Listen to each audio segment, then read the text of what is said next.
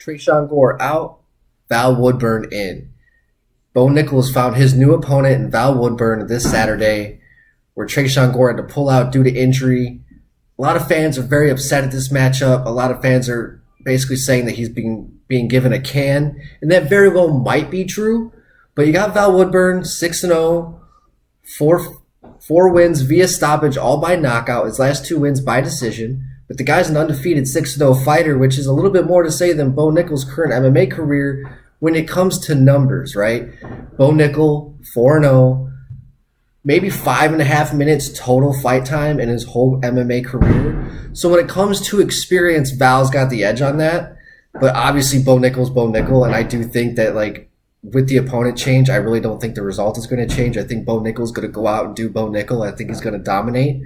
But nonetheless, I like this matchup because time and time again, the UFC pushes guys way too early. Sage Northcutt, Mickey Gall, Greg Hardy. The list goes on and on of guys who have come in, maybe even in a gimmicky way, CM Punk, where they fought elite guys, like, and it was very evident that they didn't belong. And it's, James Toney.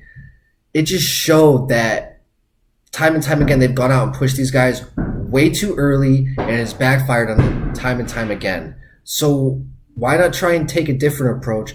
We saw it work with Sean O'Malley, where, yeah, he had a little bit of a record going into the UFC as a prospect, but for him to kind of go out there and slowly rise up all the way to number 1 contender in the world right now at the moment, about to be fighting Aljamain Sterling for the title. So that is a really good example of these guys being able to not like pick and choose who they're going to fight, but definitely fight who they're ranked accordingly as, and not jump up to the number 3 guy right away, not jump up to the number 15 guy right away. So for Bo Nickal being 4-0, literally only having 1 round and like 30 seconds of fight time in his whole MMA career, let him get his feet wet. Let him get used to being under the bright lights. He's only got the 1 fight against Jamie Pickett at the UFC pay-per-view last March. Let him get that time and let him get that experience and let him round out his skills so that we can see a dominant Bo Nickal at 10-0 rather than a Bo Nickal who's doubting himself, inconsistent, coming off a couple losses, who's probably going to be like 6-3, like Aaron Pico, like kind of what Bellator did with him. We saw them kind of catapult him a little too early, and you saw him a lot of ups and downs. And Aaron Pico, world-class guy over there at Bellator. But it took a lot longer for him to find his footing, find his confidence within himself as a fighter, because they pushed him out a little too much, threw a little bit too much hype his way.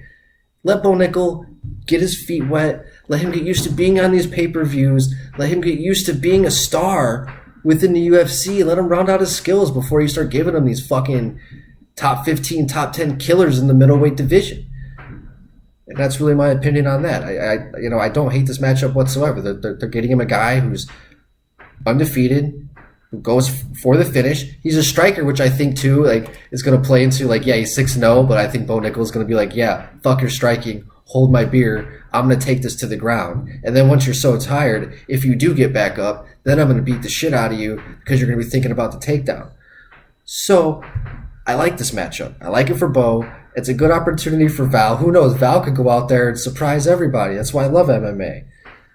Can never count anybody out in these fights. But to me, I personally like the matchup. I like the fact that they're letting this guy rise slowly, not going out there and giving him Joaquin Buckley. I know Joaquin Buckley's out there and being like, give me the fight, give me the fight, give me the fight.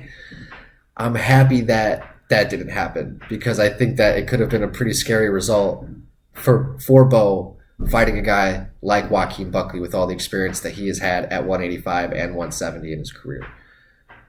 But that's pretty much my thoughts on that. I love the matchup, and I think Bo Nickal is going to dominate to a probably submission or knockout victory. I think he's going to get a first-round finish. Love to hear your guys' thoughts in the comment section, guys. Don't forget to hit the like and subscribe button to continue getting more MMA content by yours truly. Mr. Mustache, MMA News out. Let's fucking go, fight fans.